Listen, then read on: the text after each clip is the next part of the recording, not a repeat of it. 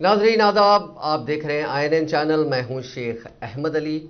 आज की खास बात में हम देखेंगे कई अहम कौमी खबरें। वजीर आजम नरेंद्र मोदी ने हफ्ते के रोज खुर्दनी तेल की दरामदात को कम करने पर जोर देते हुए कहा कि हिंदुस्तान की बहुत सारी ज़राती मसनूआत दुनिया को बरामद की जा सकती हैं। मोदी ने वीडियो कॉन्फ्रेंसिंग के जरिए नीति आयोग की मजलिस इंतजामी के छठे इजलास से खिताब करते हुए कहा कि खुर्दनी तेल की दरामदात में लगभग 65,000 करोड़ रुपए खर्च होते हैं, जिसको काश्तकारों के पास ले जाना चाहिए। इसी तरह बहुत सारी ज़राती मसनूआत हैं जो न सिर्फ मुल्क में बल्कि दुनिया को भी बरामद की जा सकती हैं। इसके लिए यह ज़रूरी है कि तमाम रियासतें अपना ज़राती इलाकाई मनसूबा तैयार करें। वज़ीर आज़म ने जोर दिया कि ज़राती मसनूआत की बर्बादी को कम करने के लिए स्टोरेज और प्रोसेसिंग पर तवज्जो दी जाए। उन्होंने मुनाफे में इजाफे के लिए खाम अनाज के बजाय प्रोसेस्ड फूड बरामद करने की ज़रूरत पर जोर दिया। उन्होंने कहा कि असलाहत बहुत ज़रूरी है ताकि काश्तकारों को ज़रूरी माशी वसाइल, बेहतर इंफ्रास्ट्रक्चर और जदीद टेक्नोलॉजी मिल सके। उन्होंने कहा कि कोऑपरेटिव फेडरलिज्म मुल्क की तरक्की की असास है और आज का इजलास इसको मजीद बामायने बनाने और मसावकती कोऑपरेटिव फेडरलिज्म की तरफ बढ़ने पर तबादला ख्याल करने के लिए है। उन्होंने कहा कि जब रियासती और मरकजी हुकूमतों ने कोरोना वायरस की वबा के दौरान मिलकर काम किया तो पूरा मुल्क कामयाब रहा।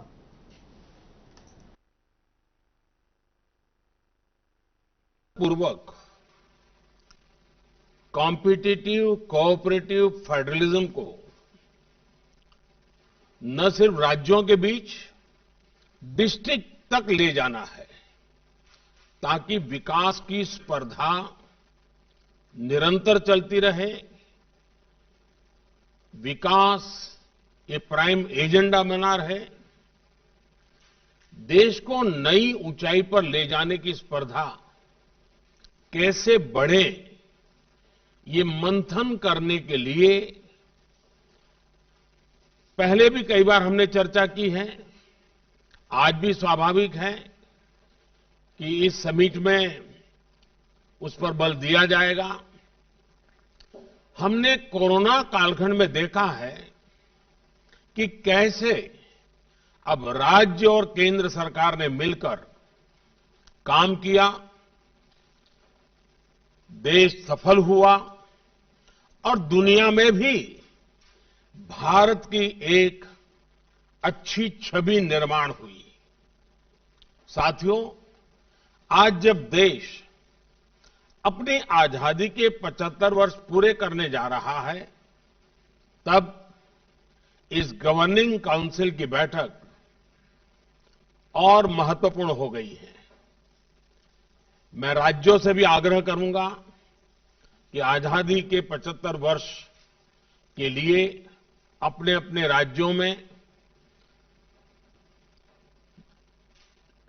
समाज के सभी लोगों को जोड़ करके समितियों का निर्माण हो,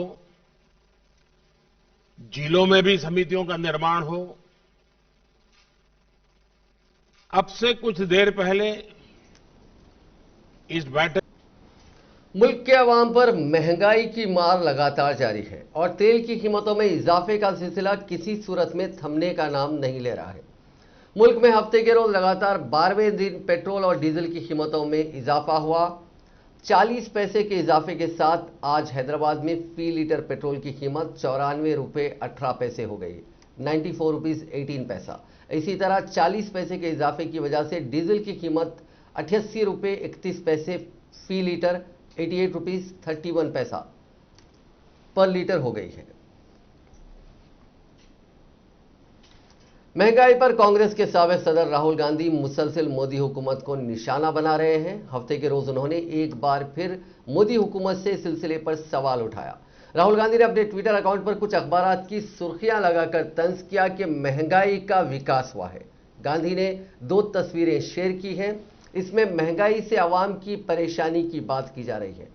इस तस्वीर में लिखा गया है कि महंगाई की मार, रसोई के बजट में लगी आग, डीजल की कीमतों में इजाफे ने सामान की दरामदात को मुतासिर किया, सब्जियों की कीमत में इजाफा, महंगाई ने खराब किया आम आदमी का बजट, इजाफी कीमतों से लोग परेशान और कोरोना के साथ साथ अब महंगाई से परेशान है अवाम। वाज़ेह है कि पेट्रोल और डीजल की कीमतों में मुसलसिल 12वें दिन रिकॉर्ड इजाफा किया गया, जिसका असर दूसरी चीजों पर भी देखने को मिल रहा है। कांग्रेस जनरल सेक्रेटरी और उत्तर प्रदेश की इंचार्ज प्रियंका गांधी वाड्रा ने हफ्ते को कहा कि सरमायादार दोस्तों को फायदा पहुंचाने के लिए मरकज की नरेंद्र मोदी हुकूमत गुज़िश्ता 90 दिनों से धरने पर बैठे किसानों का दर्द सुनने को तैयार नहीं है। प्रियंका गांधी ने भगरा में किसान पंचायत से खिताब करते हुए कहा कि आज किसानों से लूट हो रही है और वजीर आजम के दो सरमायादार दोस्तों को खुली छूट दी गई है। 90 दिनों से लाखों किसान इस मुल्क की राजधानी दिल्ली के बाहर बैठे हुए जद्दोजहद कर रहे हैं। 215 किसान शहीद हो चुके हैं, बिजली काटी गई, पानी रोका गया, उनसे मारपीट की गई। वो पुरअमन तरीके से बैठे थे। मुल्क की राजधानी की सरहद को इस तरह से बनाया गया जैसे मुल्क की सरहद हो और तमाम पुलिस फोर्सेस लगाई गई, किसानों को हरासा किया गया। उन्होंने कहा कि किसानों को रुसवा किया गया और उन्हें गद्दार वतन और दहशतगर्द गर्दाना गया। वज़ीर आज़म ने किसानों का मजाक उड़ाया और उन्हें आंदोलन जीवी कहा। इंसान की तरह मुल्क का भी दिल होता है, इस दिल के धड़कने से मुल्क जिंदा रहता है। मेरा मानना है कि हमारे मुल्क का दिल इसका किसान है जो ज़मीन से जुड़ा हुआ है, ज़मीन को सींचता है, उसे काश्त के लायक बनाता है। इस मुल्क का किसान मुल्क को जिंदा रखता है। लेकिन आज जब चौधरी टिकैत की आंखों में आंसू आते हैं तो वज़ीर आज़म के होठों पर मुस्कुराहट आती है और उन्हें मजाक लगता है।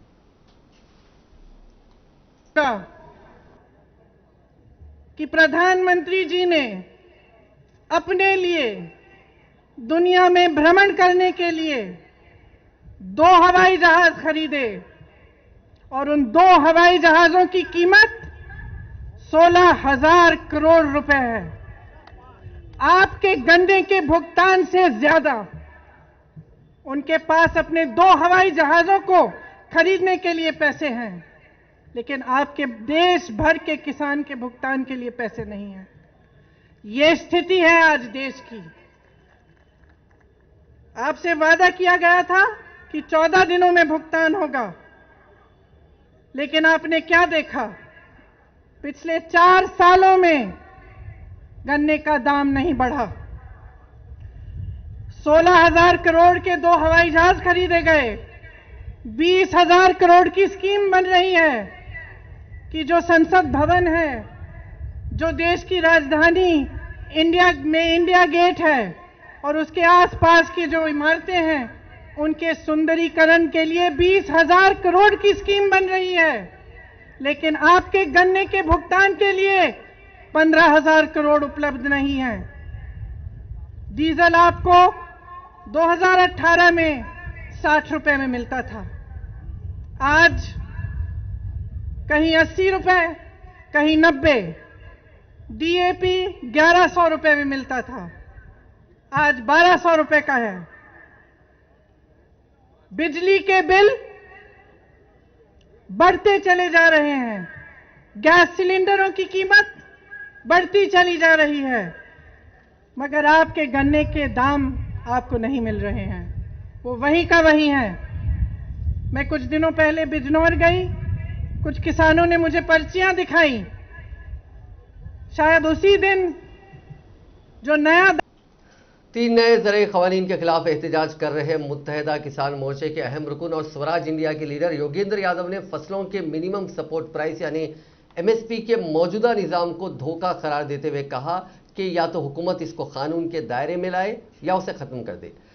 योगेंद्र यादव ने एक न्यूज़ एजेंसी से बात करते हुए कहा कि एमएसपी के नाम पर इस मुल्क में गुज़िश्ता 50 सालों से धोखा हो रहा है और अब तक किसानों के साथ धोखा किया जाता रहा है। हुकूमत को इस एमएसपी के सिस्टम को या तो कानूनी शक्ल देनी चाहिए या उसे खत्म कर देना चाहिए। एमएसपी का तयन करने वाला commission for agricultural cost and prices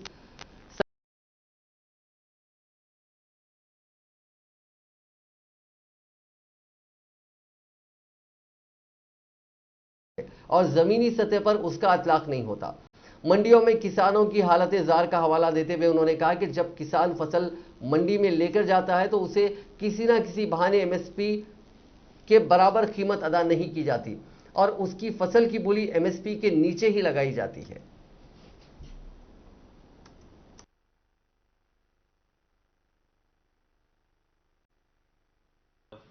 आपको एक न्योता देना चाहता हूं।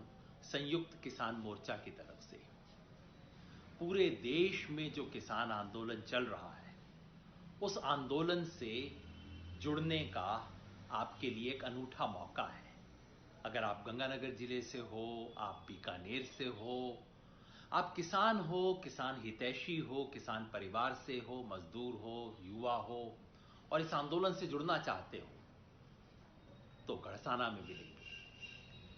26 फरवरी शुक्रवार दोपहर 1 बजे धान मंडी गढ़साना में पूरे इलाके के किसान जुटेंगे। इस किसान आंदोलन से जुड़ेंगे, राष्ट्रीय नेतृत्व होगा, आप होंगे, मैं भी आपके साथ रहूंगा और इंतजार करूंगा आपको देखने का। शुक्रवार 26 तारीख दोपहर 1 बजे गढ़साना। दिल्ली की पटियाला हाउस कोर्ट ने किसान तहरीक से जुड़ी टूलकिट के मामले में गिरफ्तार क्लाइमेट एक्टिविस्ट दिशा रवि को हफ्ते के रोज जमानत नहीं दी। दिशा की जमानत अर्जी पर सुनवाई करते हुए कोर्ट ने फैसला महफूज रख लिया। कोर्ट इस पर मंगल के रोज यानी 23 फरवरी को फैसला सुना सकती है। इससे पहले पुलिस ने कोर्ट को बताया कि इंडिया को बदनाम करने की ग्लोबल साजिश में दिशा भी शामिल है। किसान तहरीक की आड़ में माहौल बिगाड़ने की कोशिश की गई थी। दिशा ने सिर्फ टूल किट बनाई और शेयर नहीं की, बल्कि वो खालिस्तान की वकालत करने वालों से राब्ते में भी थी।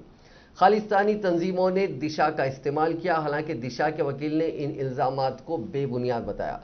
पुलिस ने बताया कि पूरा मामला सिर्फ टूल किट का नहीं था, इसका असली मकसद हिंदुस्तान को बदनाम करना और बदनामी फैलाना था। दिशा ने व्हाट्सएप चैट डिलीट की क्योंकि उसे लीगल एक्शन का डर था।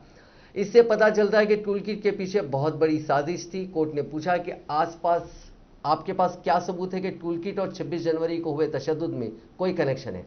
इस पर दिल्ली पुलिस ने कहा कि अभी जांच चल रही है, हमें उनकी तलाश करनी है। इससे पहले जुमे के रोज कोर्ट ने दिशा को 3 दिन की अदालती तहवील में भेज दिया था। इससे पहले वो 5 दिन की रिमांड पर थी। पुलिस ने कोर्ट को बताया था कि दिशा ने मामले में जो को एक्यूज्ड हैं शांतनु और निकिता जैकब पर सारे इल्जाम डाल दिए हैं, लिहाजा हम 22 फरवरी को दिशा, शांतनु और निकिता को आमने सामने बैठाकर बातचीत कराना चाहते हैं। ऐसे में दिशा की रिमांड जरूरी है। International climate activist Greta Thunberg ने भी दिशा रवि का सपोर्ट किया। उन्होंने जुमे के रोज सोशल मीडिया पर लिखा कि बोलने की आज़ादी और पुरअमन एहतजाज के हक के साथ कोई समझौता नहीं हो सकता। किसी भी जमहूरियत में ये बुनियादी हक होना चाहिए। इससे पहले ग्रेटा ने 3 फरवरी को ट्वीट पर किसान तहरीक से जुड़ी टूल किट शेयर की थी। इसके अगले दिन उन्होंने एक ट्वीट कर कहा था कि कोई भी ताकत उन्हें किसानों का साथ देने से नहीं रोक सकती। आंध्र प्रदेश के गन्नावरम में विजयवाड़ा इंटरनेशनल एयरपोर्ट पर लैंडिंग के दौरान एयर इंडिया का प्लेन बिजली के खंभे से टकरा गया। उस प्लेन में 64 मुसाफिर सवार थे। एयरपोर्ट डायरेक्टर जी मधुसूदन राव ने बताया कि सभी मुसाफिर और क्रू मेंबर्स महफूज हैं। एयर इंडिया के तर्जुमान ने बताया कि एयरलाइन ने मामले की तहकीकात के अहकाम जारी कर दिए हैं। रिपोर्ट्स के मुताबिक दोहा से आ रहे एयर इंडिया एक्सप्रेस की फ्लाइट शाम 5:50 पर विजयवाड़ा पहुंची। उस पर कंट्रोल खोने की वजह से हादसा हुआ। फ्लाइट की विंग को मामूली नुकसान पहुंचा है। उस प्लेन में सवार पैसेंजर्स में से 19 विजयवाड़ा में उतरने वाले थे। पिछले साल अगस्त में दुबई से केरल के कोझिकोड आ रही एयर इंडिया एक्सप्रेस की फ्लाइट लैंडिंग के वक्त हादसे का शिकार हो गई थी। फ्लाइट में क्रू मेंबर समेत 190 लोग सवार थे और हादसे में 2 पायलटों समेत 18 लोगों की जान चली गई थी। वैसे ही 22 मई 2010 में मैंगलोर एयरपोर्ट पर भी केरल जैसा ही हादसा हुआ था। इस हादसे में 150 से ज्यादा लोगों की मौत हो गई थी। तब भी प्लेन एयर इंडिया एक्सप्रेस का था और दुबई से ही लौट रहा था। कोझिकोड की तरह मैंगलोर भी टेबल टॉप एयरपोर्ट है। इसका मतलब यह है कि यह एयरपोर्ट एक पहाड़ी के ऊपर है।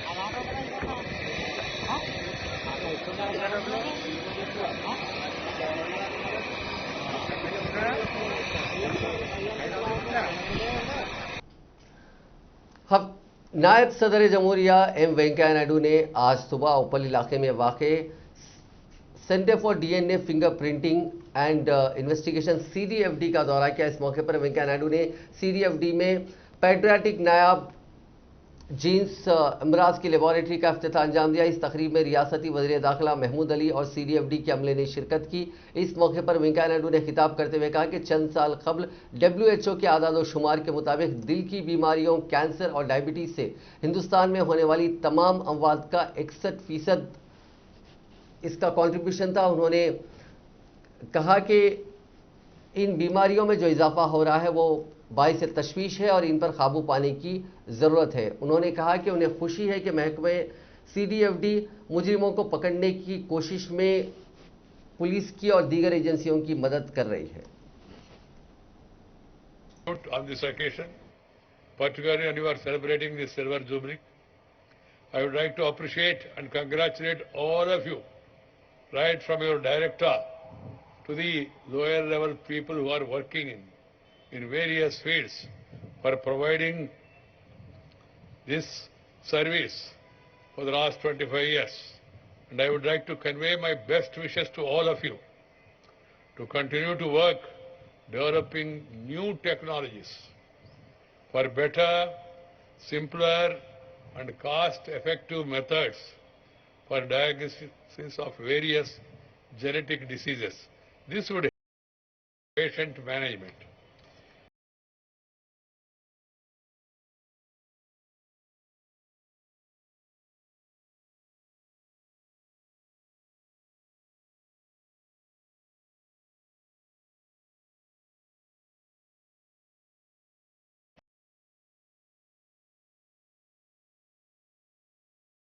An abnormal increase in the crime rate is a major problem for the world.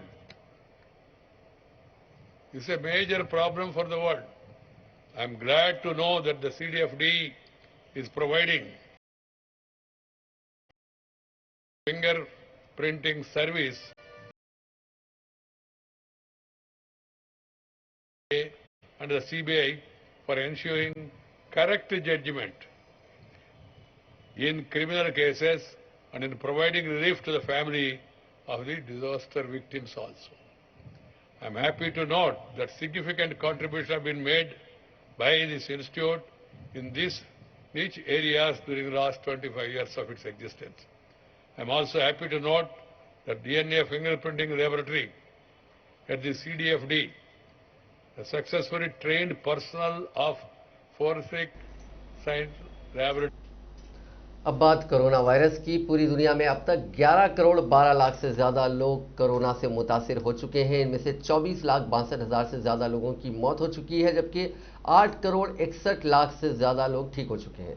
2 lakh 26 हज़ार ऐसे मरीज़ हैं, माफ़ कीजिएगा, 2 करोड़ 26 लाख ऐसे मरीज़ हैं जिनका इलाज अभी चल रहा है। दुनिया के 19 करोड़ लोगों को अब तक वैक्सीन लगाई जा चुकी है।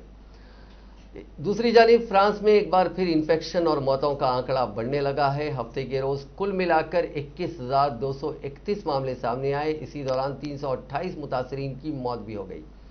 जुमे के रोज 20,701 मामले सामने आए थे और 310 लोगों की मौत हो गई थी। एक ही दिन में अस्पताल में भर्ती मरीजों की तादाद भी 10,000 से ज्यादा बढ़ी। हेल्थ मिनिस्ट्री ने माना कि पिछले हफ्ते मुतासरीन और मरने वालों की तादाद बढ़ी है।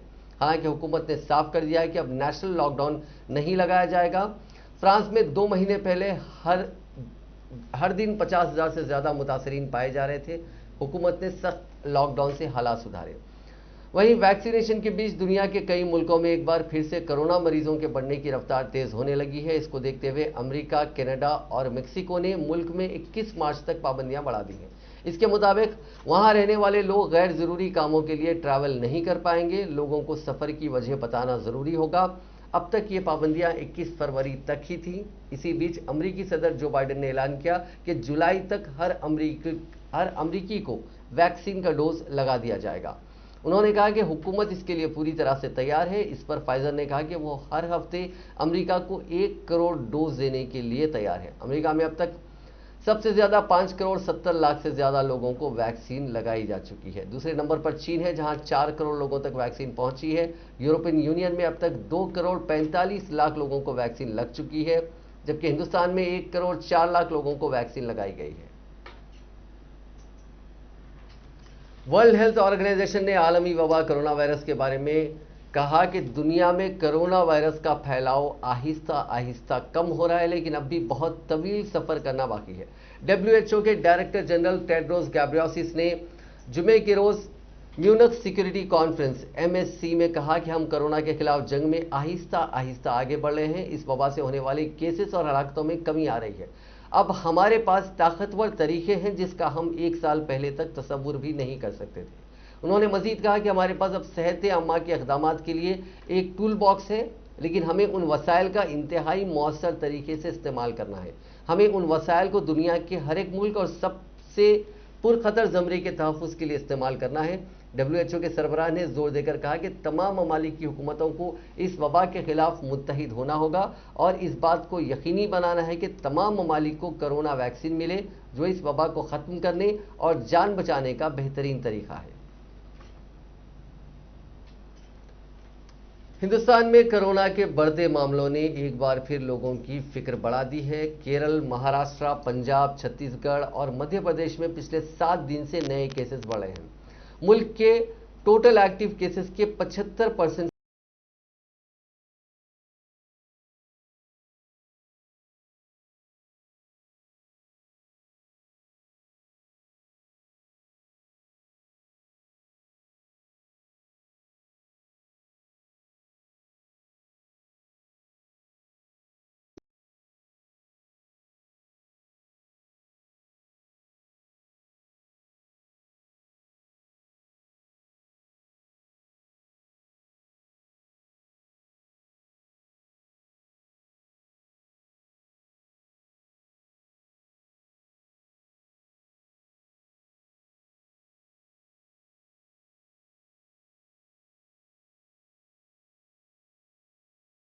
मुल्क में पाए गए कोरोना के 5000 से ज्यादा वेरिएंट्स पर हैदराबाद की centre for cellular and molecular biology CSIR CCMB के साइंटिस्ट ने रिसर्च किया। इसमें पाया गया कि साउथ इंडिया में सबसे ज्यादा कोरोना का N440K वेरिएंट फैला है। हालांकि ये वेरिएंट कहां से और कब फैला, इसकी जानकारी अभी नहीं हो पाई है। CCMB के डायरेक्टर राकेश मिश्र ने कहा कि इस वेरिएंट के फैलने की वजह से और तरीकों को जानने के लिए इस पर नजर रखने की जरूरत है। हिंदुस्तान में कोरोना वबा पर काफी हद तक काबू पाया जा चुका है और टीकाकारी मुहिम भी जोरों शोर से जारी है। इस दरमियान कोरोना के कुछ टीकों पर सवाल भी उठ रहे हैं।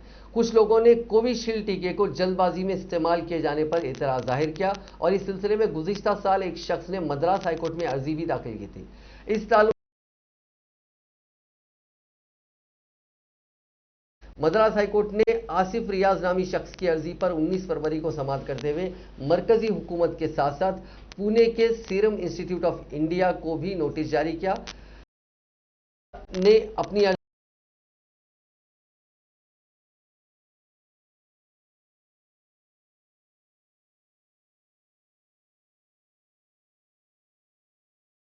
इस अर्जी पर समाअत करते हुए जस्टिस अब्दुल कुद्दूस ने मरकज और सीरम इंस्टीट्यूट को नोटिस भेजकर उनसे जवाब मांगा है। तेलंगाना में कोविड-19 के 157 नए मामला दर्ज किए गए हैं, जिसके बाद रियासत में मामलात की तादाद बढ़कर 2,97,435 हो गई है। रियासत में बहैसियत मजबूरी अमवात की तादाद में बहुत ज्यादा इजाफा नहीं हुआ, क्योंकि पिछले 24 घंटों में किसी की भी मौत नहीं हुई है। अब तक अगर हम पूरे मामलों को देखें तो हैदराबाद में सिर्फ 27 मामले दर्ज किए गए हैं और पिछले 24 घंटों में कोरोना की वजह से तेलंगाना में किसी की मौत नहीं हुई है। दिल्ली हाईकोर्ट ने 15 मार्च से हस्बे मामूल सुनवाई शुरू करने का फैसला किया है। हाईकोर्ट की जानिब से जारी नोटिफिकेशन के मुताबिक वहां 12 मार्च तक मौजूदा ढंग से होने वाली सुनवाई ही जारी रहेगी। काबिल जिक्र है कि कोविड की वजह से पैदाशुदा हालात के मद्देनजर मार्च 2020 से हाईकोर्ट ने वर्चुअल समाअत शुरू की थी। हालांकि अदालत ने महदूद तादाद में सितंबर 2020 से हस्बे मामूल सुनवाई शुरू कर दी थी। 18 जनवरी से हाईकोर्ट की 18 बेंच ने हस्बे मामूल सुनवाई शुरू कर दी थी। लद्दाख की गलवान वैली से कुछ अच्छी तस्वीरें सामने आई हैं। यहां सोशल वर्कर सोनम वांगचुक ने फौज के जवानों के लिए एक ऐसा टेंट बनाया है जिसमें हमेशा 15 से 20 डिग्री सेल्सियस टेम्परेचर रहेगा, भले ही बाहर -20 डिग्री सेल्सियस वाली ठंड क्यों ना हो।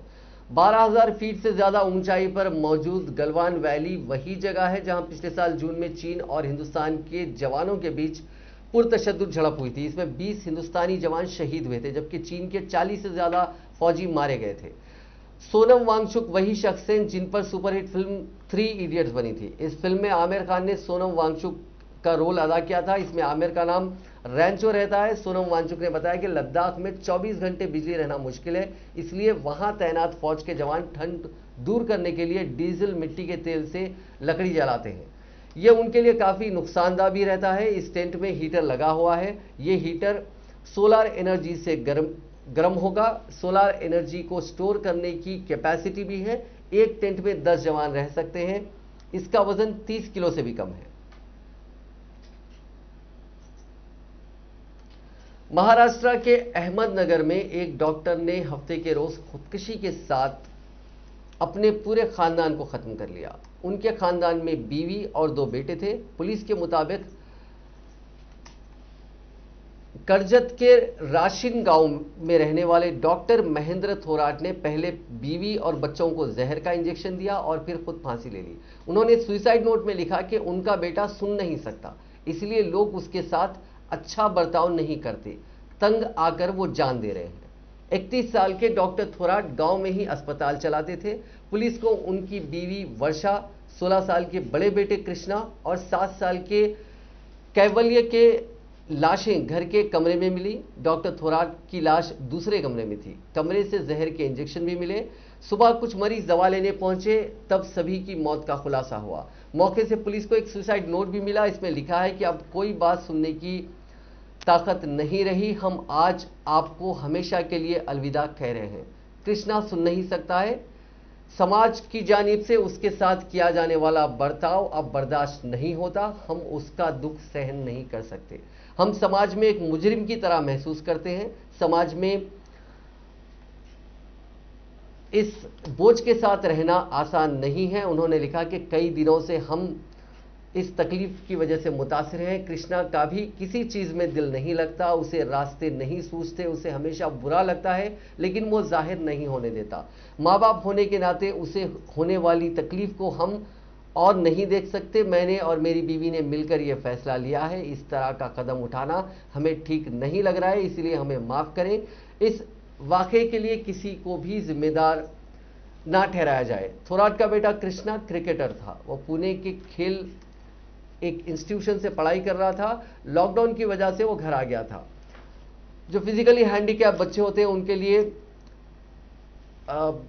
इन्होंने अपनी जो जायदाद है वो पूरी फिजिकली हैंडीकैप बच्चों के नाम डोनेट कर दी है। अपनी सुसाइड में इसका बाज़ाब्ता खुलासा किया है कि जो बच्चे फिजिकली हैंडीकैप हैं उनको इनकी सारी जायदाद दी जाए। डॉक्टर थोराट समाज से जुड़े कामों में काफ़ी दिलचस्पी लेते थे। लोगों के मुताबिक वो गरीबों का इलाज करने के लिए पैसे नहीं लेते थे। अचानक उनके ऐसा कदम उठाने से कई तरह की बहस शुरू हो गई है। पुलिस फिलहाल मामले को सुसाइड का केस मानकर जांच कर रही है। अहमदनगर के एडिशनल एसपी सौरभ अग्रवाल का कहना है कि पोस्टमार्टम रिपोर्ट का इंतजार किया जा रहा है। इसके बाद ही मौत की असली वजह का खुलासा हो सकेगा। आप अंदाजा लगा सकते हैं कि सिर्फ लोगों के तानों की वजह से एक पूरा खानदान बर्बाद हो गया।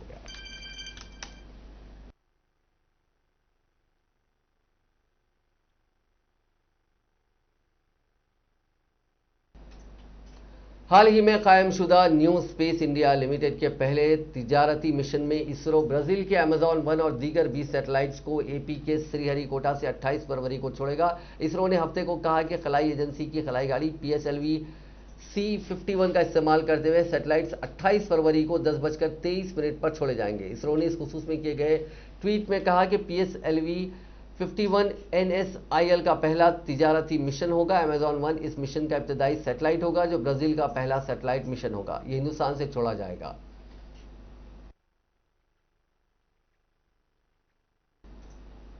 नाज़रीन, आज की खास बात में बस इतना ही। आपसे कल मुलाकात होगी नई खबरों के साथ, नए एनालिसिस के साथ। फिलहाल दीजिए इजाजत। खुदा हाफिज।